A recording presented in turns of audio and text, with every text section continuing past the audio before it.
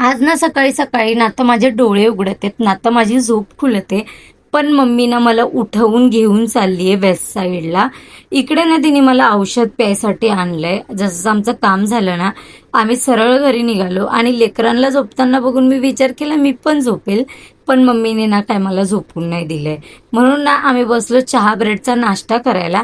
आणि इथे आम्ही नाश्ता करतोय आणि आमच्या बाजूला बसून ना हा इकडे त्याची आईस्क्रीम खातोय.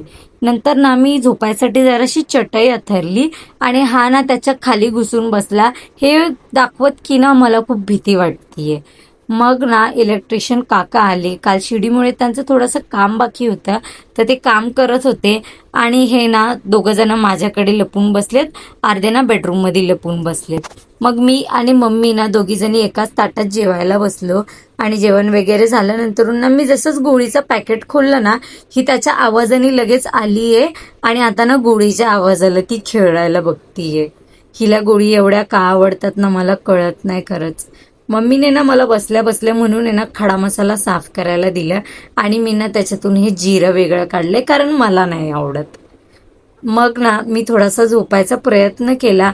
गोधडी घेऊन लय वेळ ट्राय केलं पण ना काय मला झोपच येत नव्हती.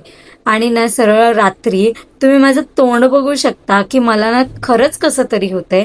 पण मम्मी ना मला जबरदस्ती जेवायला लावते हे बोलून की ना रात्री ग्रहण सुरू होईल ना तर रात्रीचं जेवू नाही शकत, त्याच्या आधीच जेवायला लागेल.